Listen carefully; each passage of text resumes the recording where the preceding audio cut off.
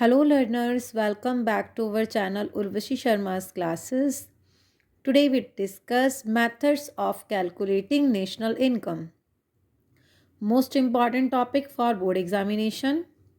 There are three different methods of calculating national income: value added method, income method and expenditure method.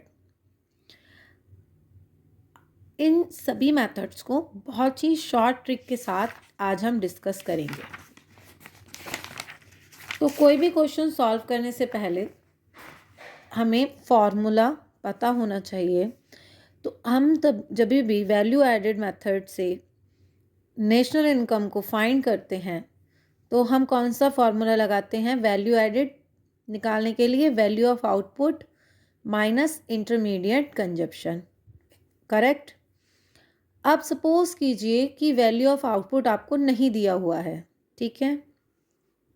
तो आप value of output कैसे find करेंगे? जो भी आपको ऑप्शंस में sale plus change in stock दे रखा होगा उनको प्लस करके। अब अगर आपको चेंज इन स्टॉक नहीं दे रखा होगा फिर आप क्या करेंगे?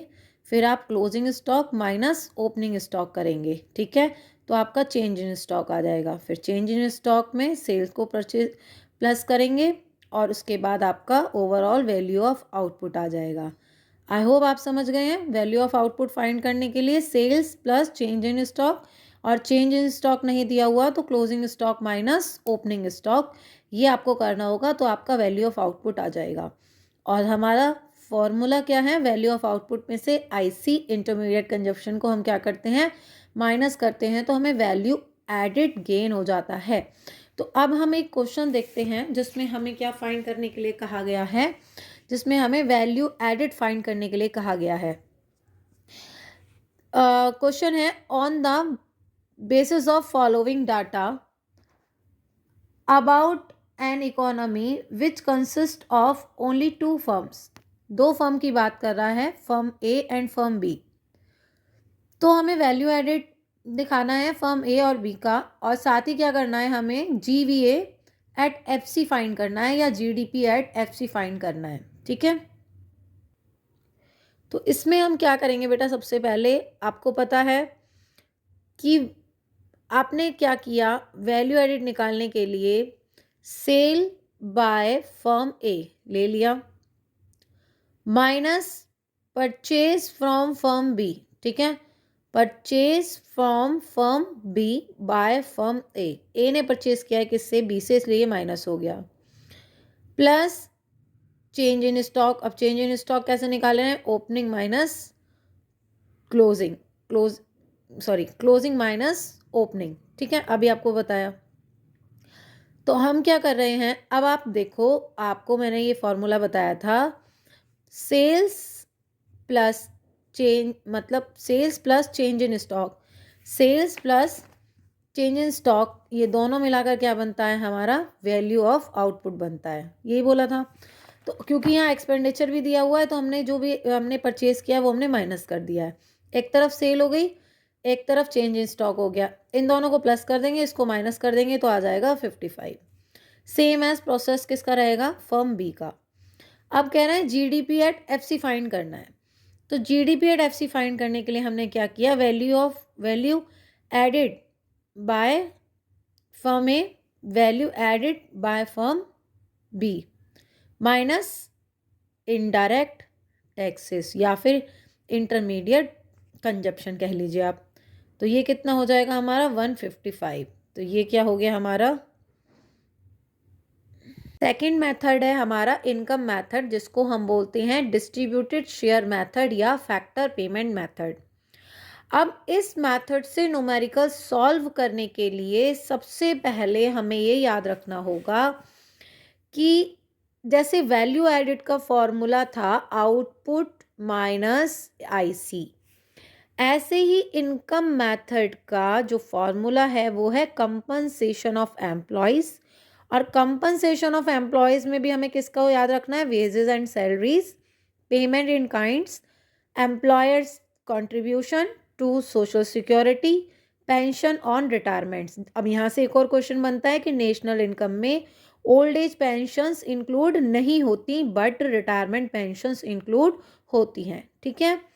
अब ये चीज़ें हमें यहाँ से क्लियर हो गई तो कि एक हमें बेटा अगर हमें कंपनसेशन ऑफ एम्प्लॉयज़ डायरेक्ट दिया हुआ है लाइक 200 दिया हुआ है तो फिर हम इनको डबल काउंटिंग नहीं करेंगे कि हमने फिर से वेजेस ऐड कर दी या सैलरीज ऐड कर दी या पेंशन ऑन रिटायरमेंट ऐड कर दी। हम क्या करेंगे, केवल हम फिर कंपनसेशन ऑफ एम्प्लॉय की जो वैल्यू लिखी होगी उसको ऐड कर देंगे।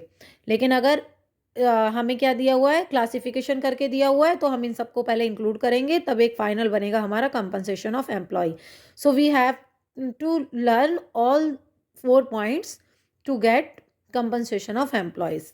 Second is operating surplus. Question भी बहुत बार आ जाता है कि ऑपरेटिंग सरप्लस क्या होता है या इसमें क्या क्या इंक्लूड होता है। तो रेंट, रॉयल्टी, इंटरेस्ट और प्रॉफिट सेम एज अगर ये डायरेक्ट वैल्यू दी हुई है तो फिर हम इसको क्या नहीं करेंगे, तो फिर हम इसको क्लासिफिकेशन नहीं करेंगे, इसका डायरेक्ट वैल्यू लिख देंगे।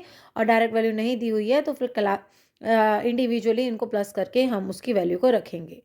Third is mixed income.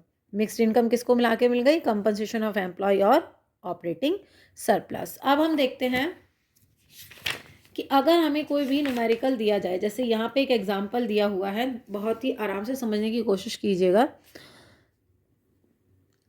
Income method को यूज़ करके हमें कैलकुलेट करना है net domestic income, gross domestic income, net national income और net national product at MP, ठीक है। मतलब नेट नेशनल इनकम तो एफसी हो गया, ये हमारा एमपी पूछ रहा है। तो हमें अब हम स्टार्ट करते हैं फर्स्ट नेट डोमेस्टिक इनकम से। तो नेट डोमेस्टिक इनकम कैसे फाइंड होगी बेटा, अब यहाँ पे देखो, पहले एक चीज़ देखो, इनडायरेक्ट टैक्सेस दिया हुआ है, सब्सिडीज दिया हुआ है, depreciation, mixed income of self employed, operating surplus दिया हुआ है, net factor income from abroad और कंपनसेशन ऑफ एम्प्लॉयज़। तो एक चीज़ ध्यान रखो, अभी आपको क्या सिखाया, इनकम मेथड में कंपनसेशन ऑफ एम्प्लॉय को भी प्लस करते हैं, ऑपरेटिंग सरप्लस को भी प्लस करते हैं और मिक्स्ड इनकम को भी करते हैं, है ना, अगर इनकी वैल्यू डायरेक्ट दी हुई है। तो कंपनसेशन ऑफ एम्प्लॉय की डायरेक्ट वैल्यू दी हुई है 24,000, तो हम इसको क्या कर देंगे, प्लस कर देंगे 24,000। मिक्स्ड इनकम कितनी हुई है 28,000, उसको हमने यहाँ प्लस कर दिया। और हमारा OS ऑपरेटिंग सरप्लस दिया हुआ है 10,000, सीधा सीधा निकल के आ गया हमारा नेट डोमेस्टिक इनकम। अब हमें ग्रॉस डोमेस्टिक इनकम करना है, तो नेट में हमने क्या कर दिया, सीधा सीधा डैप को प्लस कर दिया, डेप्रिसिएशन को प्लस कर दिया, तो आ गया हमारा 63,700 करोड़। अब क्योंकि आपको पता है जीडीपी और अगर हम बात करें जीडीपी की या एनएनपी की, तो क्या फ़र्क होता है, डोमेस्टिक में net factor income from abroad include नहीं होती, लेकिन नेशनल इनकम में net factor income from abroad include होती है। तो अब हम इजीली क्या करेंगे, क्योंकि हमें नेट नेशनल इनकम निकालनी है, तो हमारे पास जो हमारा दिया हुआ है नेट डोमेस्टिक इनकम, ग्रॉस पे नहीं जाएंगे, नेट डोमेस्टिक इनकम जो सबसे पहले फाइंड किया था उसमें से क्या प्लस कर देंगे, net factor income from abroad. तो प्लस माइनस माइनस ये आ जाएगा 61,007 करोड़। अगला पूछ रहा है एमपी, और आप सभी जानते हैं एमपी अगर हमें फाइंड करना है तो निट प्लस होता है, और निट कैसे निकलता है, इनडायरेक्ट टैक्स माइनस सब्सिडीज। अगर यहाँ पे इनडायरेक्ट टैक्स ना लिखा होता और यहाँ लिखा होता जीएसटी, तब भी ये इनडायरेक्ट टैक्स ही है, बस उसको चेंज कर देते हमें थोड़ा कंफ्यूज करने के लिए, ठीक है। तो अब निट का मतलब इनडायरेक्ट टैक्स माइनस सब्सिडी, तो इनडायरेक्ट टैक्स माइनस सब्सिडी कर देंगे हम, और 61,700 में से हम इसको फिर क्या कर देंगे, मीन्स मेरा ये है कि 9,000 करोड़ में से 1,008 करोड़ अगर हम क्या करते हैं, माइनस करते हैं, तो कितना आ जाता है हमारे पास, 7,200 करोड़ आ जाता है, और उसमें हम प्लस कर देंगे 61,700 करोड़, तो आंसर आ जाएगा हमारा 68,900 crore. Thank you. I hope ये क्वेश्चंस आपको समझ में आएंगे और बोर्ड एग्जामिनेशन में आपको बहुत हेल्पफुल रहेंगे। Thank you so much.